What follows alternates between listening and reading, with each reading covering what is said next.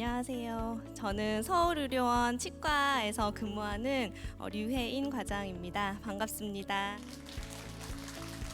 오늘 저는 그 노년의 치아 관리와 임플란트라는 주제로 한번 이야기를 해보려고 해요. 이 100세 시대에 우리 신체 건강도 중요하지만 치아 어떻게 관리하고 우리가 잘 먹느냐 이런 것도 굉장히 중요합니다. 이분은 아래에는 치아가 굉장히 많으시고요. 위쪽도 보철물이 있긴 하지만 이제 잘 씹으실 수 있는 지금 그런 상태를 가지고 계세요. 그러면 이분의 나이는 몇 살일까요? 70이 넘었습니다. 70대 넘었어요. 아니에요. 이분은 만으로 105세. 실제로 지난주에도 저희 외래에 다녀가신 환자분이세요. 할아버지 분이신데 혼자서 지팡이 짚고 이제 거동도 다 가능하시고요. 보호자 없이 혼자 오세요. 치아가 건강하다는 거는 우리가 잘 먹고 오래 살 수 있다. 요거와 굉장히 이제 연관이 있다는 거를 조금 생각하게 된 이제 그런 환자분이세요. 그래서 우리가 그 노년에서 겪는 대표적인 치과적 문제를 살펴보면 치주 질환, 치아 마모, 금, 깨짐, 그다음에 충치 이런 것들이 있는데 치주 질환은 보통 이가 흔들려, 피가 나, 아파, 시려 이제 이런 증상들을 동반을 하고요. 치아 마모는 우리 패였다고 이야기를 해요. 그래서 찬물 먹으면 시려, 뭐 칫솔질 할 때 너무 시려 이렇게 이야기를 하세요. 그리고 이제 금 가거나 깨진 거는 씹을 때 뭐 찌릿찌릿, 시큰 이런 증상을 이제 보이는 경우가 많고요. 충치는 아프다, 뭐 시리다, 혹은 이제 연세가 드신 분들은 충치가 심해도 아무런 증상이 없는 경우도 많이 있습니다. 이 치과적 문제들에서 되게 공통적으로 나타나는 증상이 하나 있어요. 우리 시리다는 거. 그냥 넘기시면 안 되고요. 이게 치료가 굉장히 간단한 증상도 있지만 손 쓸 수 없어서 이를 빼야 되는 경우도 있어요. 그래서 우리가 적절하게 치료를 하지 않으면 그냥 치과에 한번 갔는데 뽑아야 돼요 라는 이야기를 들으실 수가 있다는 것.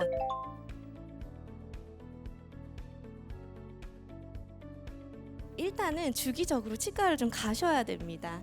우리가 검진하고 이제 적절한 시기에 치료를 받아야 된다. 이런 거 다 누구나 알고 계실 거예요. 그리고 엑스레이 잘 안 찍으시는 분들이 있거든요. 엑스레이를 꼭 찍어 보셔야 돼요. 충치가요. 잇몸 속으로 생기는 경우도 있거든요. 아니면 씌워놓은 그 밑으로 생기는 경우도 있고요. 그래서 그런 경우는 엑스레이를 찍어 보면은요. 거기에 굉장히 잘 보여요. 너무 오랫동안 안 찍으셨다 그러면은 나 사진 한번 찍어줘 이렇게 얘기해서 다 괜찮은지 한번 물어보세요. 검진하는 주기는 그 환자분들 개인의 그 구강 상태에 따라서 이제 다 달라져야 된다. 요거 말씀을 드릴 거고, 그리고 이제 칫솔질 되게 중요해요. 칫솔질 못 하시는 분 없잖아요. 칫솔은 뭐 부드러운 거, 단단한 거, 미세모 되게 많잖아요. 개인 선호에 따라서 고르셔도 돼요. 그런데 이가 많이 닳아 있거나 평소에 내가 시린데도 굳이 그 빳빳한 칫솔로 막 오랫동안 막 5분씩 닦으시는 그거는 안 돼요. 그렇게 닦으시면 안 되거든요. 그래서 본인이 뭔가 이가 평소에 시리다든지 뭐 많이 닳아 있다는 얘기를 들었다. 이런 분들은 적어도 너무 단단한 칫솔은 이제 조금 피하시고 좀 부드럽게 닦는 연습을 하셔야 됩니다. 그리고 그래서 칫솔의 종류보다는 이제 방법, 어떻게 닦는지 방법이 더 중요하다. 그리고 치간 칫솔 선택이 아니라 필수예요. 치간 칫솔을 안 하면 양치를 안 한 거랑 똑같아요 라고 이제 저는 환자분들한테 가끔 이야기를 하거든요. 내 치아 공간에 맞는 사이즈를 이제 선택을 하셔야 돼요. 공간은 큰데 너무 작은 거 쓰시면은 그게 이제 효과가 별로 없어요. 치간 칫솔은 내가 뭐 하나 샀다고 아까우니까 이것만 써야 되고 이게 아니라 나한테 맞는 거를 고르셔야 되고, 경우에 따라서는 2종류 정도를 굵은 거, 가는 거 이렇게 해서 쓰시는 게 필요할 수도 있어요. 그래서 요 이제 치간 칫솔 내가 쓰는 게 괜찮은지 한번 살펴보시고, 혹시 안 쓰시는 분들은 한번 써볼까라고 이제 고민을 해보셔야 됩니다.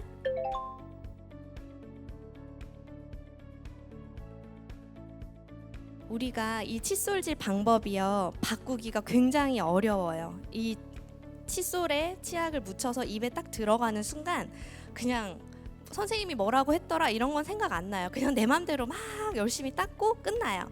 이렇게 하시면 안 되고요. 일단 칫솔의 위치, 칫솔을 어디다 갖다 놓고 닦아야 되는지 이제 그게 중요한데, 이랑 잇몸 경계 부위를 닦는 거예요. 치태가 거기에 붙어요. 이렇게 치아에 잇몸 그 볼록볼록한 그 외형을 따라서 거기에 붙기 때문에 그 자리를 잘 닦아 주셔야 되고요. 그런데 거기를 닦는 게 진짜 어려워요. 왜냐하면 나이가 들수록 잇몸이 내려가고 치아가 길어지거든요. 이렇게 되는 위치가요, 평소에 그 젊었을 때 닦던 그 자리예요. 거기보다 그 경계 부위는 훨씬 더 밑에 있어요. 위쪽은 훨씬 더 위에 있고요. 그래서 칫솔 되는 위치가 바뀌어야 돼요. 칫솔 모가 저기 싹 파고든 게 보이시죠? 그래서 그 옆면에 저렇게 굴곡을 따라서 칫솔이 이렇게 좀 이렇게 낑겨 든다는 느낌으로 해서 세게 닦으시면 안 되고, 살살살살 이렇게 문지르듯이 그렇게 닦아주셔야 되고, 안쪽도 이렇게 요 위에 있는 것처럼 안쪽으로 이렇게 더 내려서 집어 넣어서 요 빨간 부분 여기를 닦으려고 위에다 걸쳐놓고 하면 딱 저렇게 닦여요. 그 밑에가 뺑 둘러서 안 닦이는 부분이 생겨요. 그래서 안쪽으로 최대한 많이 넣어서 닦으려고 노력을 하셔야 됩니다. 그리고 이 아래 앞니 안쪽 여기 치석이 되게 잘 생겨요. 그래서 요 자리 잘 닦아주셔야 되고, 근데 여기처럼 닦으시면 안 돼요. 칫솔을 그 치아 위에 딱 걸어놓고 그냥 거기만 닦으시는 분들이 있어요. 안에 하나도 안 닦여요. 칫솔을 이렇게 쏙 집어넣으셔야 돼요, 안쪽으로. 그래야지 저 밑에 우리 치석 많이 생기는 저 자리를 닦으실 수가 있어요. 한 번에 막 문지르시면 안 되고, 치아 2개, 3개, 어금니 같은 경우는 2개의 칫솔 이렇게 딱 대면 맞아요. 그리고 마지막 거 진짜 중요해요. 거울 보면서 닦으세요. 칫솔질을 바꾸고 싶으시면 거울을 보시면서 닦아야 돼요. 내가 오늘 치약 짜서 해서 어디로 가고 있는지를 보셔야지.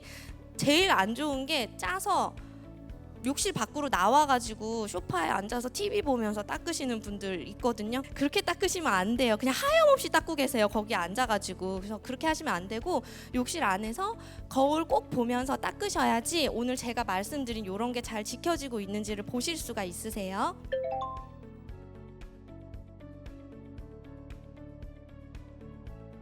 나도 임플란트를 할 수 있나 이제 궁금하죠.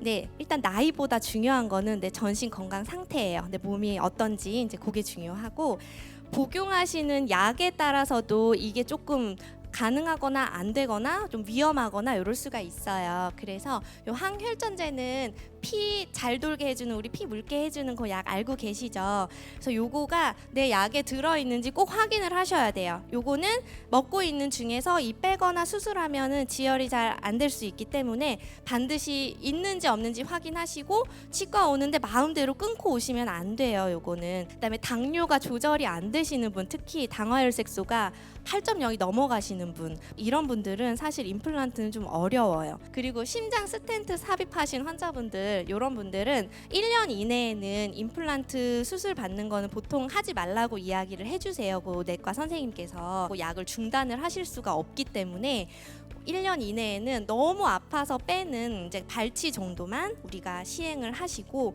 그 임플란트 같은 건 조금 더 지난 후에 하시도록 이때 말씀을 드리고 있어요. 이제 치과 가면 골다공증 주사 맞고 계세요? 이런 거 물어보시는 경우가 있을 거예요. 요즘은 우리 뼈 이제 골절되지 말라고 예방하려고 우리가 먹는 약 또는 주사인데, 이게 이를 뽑거나 치과 수술을 하고 나서 이 턱뼈 쪽에 뭔가 뼈 재생이 잘 안 되고, 여기가 이제 뼈가 우리 괴사된다고 표현을 하거든요. 뼈가 약간 죽는 그런 증상이 나타나는 경우가 있어서 환자분들, 특히 어머님들 골다공증 주사 맞고 계시거나 뭐 약을 예전 오랫동안 드셨다, 이런 것들은 치과에 가면 꼭 이야기를 하셔야 되고, 이제 전신적인 거 말고 이제 임플란트를 내가 할 수 있냐 없냐 해서 진짜 중요한 거는 이제 입 안의 상황이거든요. 그래서 이를 왜 뽑았는지, 뽑은 자리에 잇몸 뼈 상태가 어떤지, 그 다음에 이를 뽑고 나서 얼마나 지났는지, 그런 것들이 굉장히 이제 중요해요. 이가 충치가 생겨서 안 흔들리는데 부러져서 이렇게 뽑은 자리는 뼈가 조금 살아있는 경우가 많아요. 그래서 그런 분들은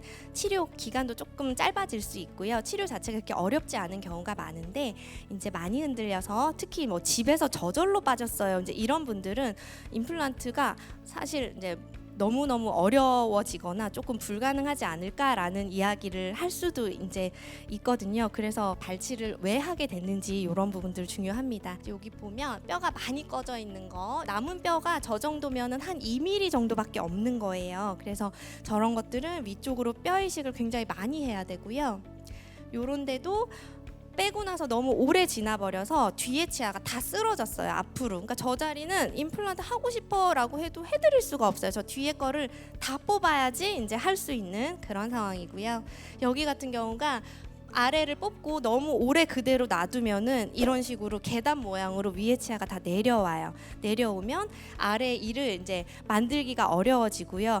얼마나 내려왔는지에 따라서 이 위에 치아를 이제 깎아서 씌워서 위쪽으로 좀 올린 다음에 이제 아래 임플란트 이제 할 수 있는 경우도 많이 있어요. 그래서 이런 것들은 이제 엑스레이 찍고 검사 받아서 이제 상의를 해보셔야 됩니다. 내가 열심히 닦고 정기적으로 가서 관리받고 그게 가장 좋은 거고요.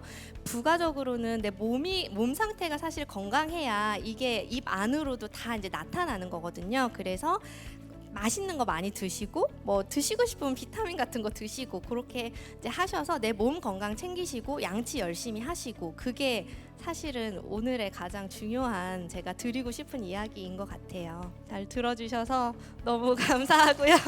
네.